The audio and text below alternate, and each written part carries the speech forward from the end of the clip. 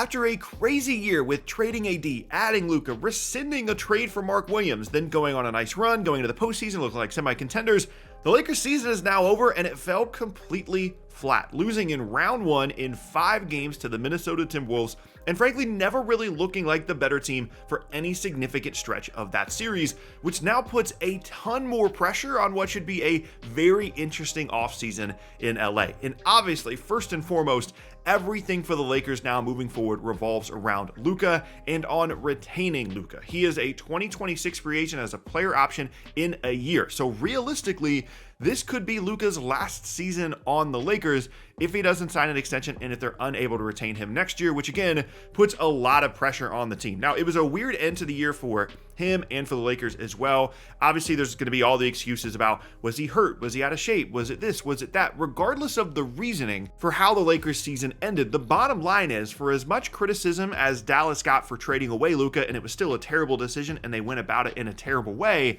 the Lakers only won one more playoff game than the Mavs did, and the Mavs had all this injury stuff with Kyrie and Anthony Davis. The Lakers didn't really have any of those excuses, which again just adds to the theme here, which is just a lot of pressure on Luka and on the Lakers in general. Even with all those concerns, if you have concerns like the Mavericks did in terms of his future contract and him being in shape and injuries and all that different stuff, even with all those things said, if you're the Lakers, you still got to do everything you can to keep him. You want to build a roster around him that he's comfortable with. You want to build a competitive, contending roster. You want to make sure this guy is not going anywhere in 2026, because as excited as a lot of people, myself included, got about the Lakers after they traded for Luka in terms of what they could have done this season, obviously that didn't work out, but also the deal was always about the future. It was about creating this post-LeBron window, post-LeBron championship window that did not exist with Anthony Davis on the roster, that does now exist with Luka on the roster because of his age, because of how good he is at his age, and what you can build moving forward into the future. This was always a deal about building a bridge towards the future, despite what our expectations may have been towards the end of the year for the Lakers this season. Obviously, the other big piece here is LeBron. We got to figure out what he's going to be doing moving forward. He has a decision on whether or not he's going to retire, which is just a season-by-season thing now at this point, where you just never really know if he's going to continue to play. I'm going to guess that he will continue to play. It kind of felt like adding Luka really energized him, especially defensively, and I think those guys can work really well together. I think LeBron realizes that he has a chance here, if they put the right roster around them, to really contend for a title for the first time in a while, and the possibility of adding ring number 5 and playing alongside Luka, I think is going to be enough to motivate him to play at least one more season. And he also has a player option this offseason, so I guess technically he could leave, but he could decline the player option, get another 1+1 deal the way he's been signing the last couple of years, and then go from there. In terms of other guys on the roster, we talked about LeBron's player option this offseason, Luka's player option in the summer of 2026. Austin Reeves also has a player option in 2026, which is obviously a key piece of their team. And really, when you look at their roster, most of the guys on the team are, one, staying next year, which is nice, but also 2026 free agents, which again puts a lot of pressure on this team on this offseason and on next season for the Lakers to put something together. Now, in terms of assets to try and improve and change the team around, it's obviously risky to trade away future picks because you never really know what's going to happen with Luka. If he leaves, it's a disaster scenario, but that hasn't really stopped the Lakers to this point. They owe their 2025, 27, and 29 first-round picks to other teams so they can trade swaps in 26, 28, and 30, and they can trade either 2031 or 2032 once the new league year starts if they want to, and previously they had agreed to trade their 2030 swap and their 2031 first to Charlotte, in addition to Dalton Connect, in exchange for Marc Williams. So not only do they have some assets, but limited assets, but they've also shown a willingness to include those assets in deals that they think can make them a contending team,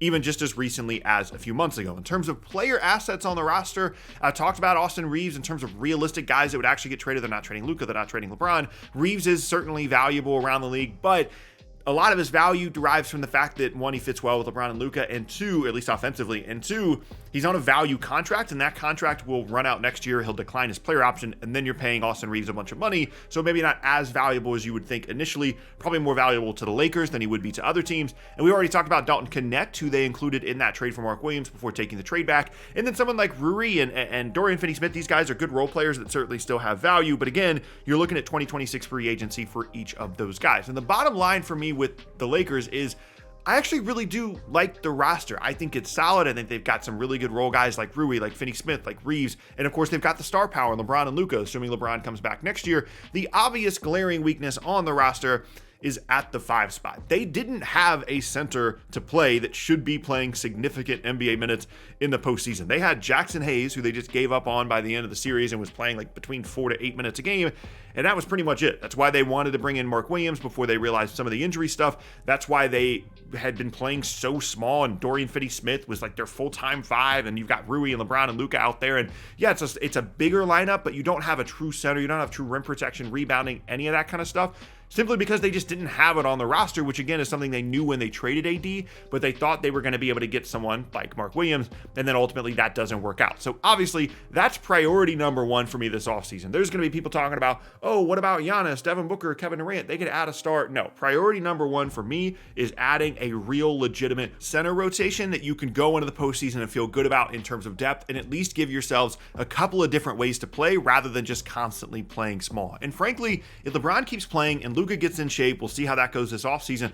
I think they're a starting caliber defensive 5-man away from being really, really good, like semi-contenders good. Like you get into a postseason series, you got LeBron, Luka, defense, shooting, and you just never really know what can happen because those guys are just that good. I really think the roster is well set up to add even someone like Clint Capella, who like probably isn't even all that good anymore, but would just be such a massive upgrade over what the Lakers currently have. And I think it would certainly be pretty cheap to add a guy like that. They could still retain some assets for the future if they wanted to, and that would really put themselves in a good position to retain Luka in 2026 and build towards the future.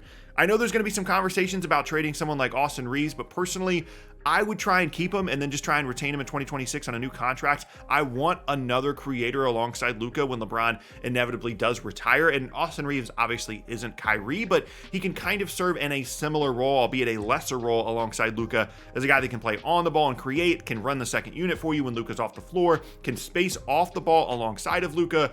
All those things I think work really, really well. And so I would definitely try and keep him, although I think people are going to have a lot of conversations themselves about trying to trade away Reeves as the centerpiece of some kind of semi-star or star trade. I really don't think the Lakers are going star hunting this offseason unless something really dramatic happens with someone like Giannis or something, and they're somehow able to cobble together the assets to make it work, although I find that to be extremely unlikely. So my plan would be keep Reeves, keep most of the roster, keep most of the role guys, try and find a 5-man, and just hope that 2026 goes well, because that is what everything comes down to for the Lakers. As exciting as the Luka trade was, as cool as it was to see him and LeBron playing together, as great as we all know Luka can be, this was the risk of the deal, and this was the risk that Dallas did not want to take anymore with Luka. They didn't want to deal with the Supermax. They didn't want to deal with the future contract stuff. They didn't want to deal with Luka's future, and they would have rather had Anthony Davis. And they're wrong. It was the incorrect decision. They should never have done that. But where the Lakers are now, with all this pressure on this season,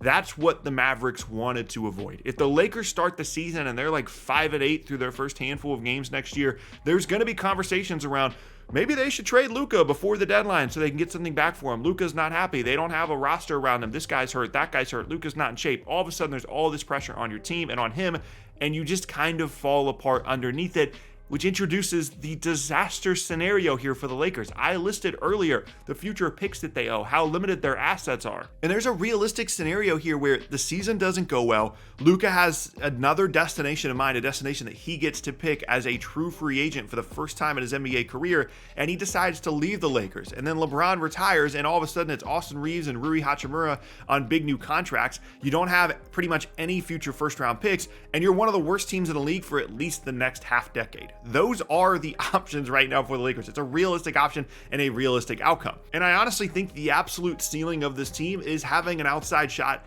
at winning the NBA title next season. I truly believe that. I really think Luka's that good. I really think their roster fits what they have well enough if they're able to add a couple of guys at the center spot. But the other side of that coin absolutely is a disaster scenario where the Lakers have set themselves up for at least half a decade of just being truly, truly terrible. And that is a crazy range of outcomes. But that's what happened when the Lakers traded for Luka and put themselves in this scenario in the first place, which is scary for them. In many ways, it's scary for the league as a whole. But for me, it's cool because it's going to be really cool content, and this is going to be an extremely interesting offseason to watch for the Lakers.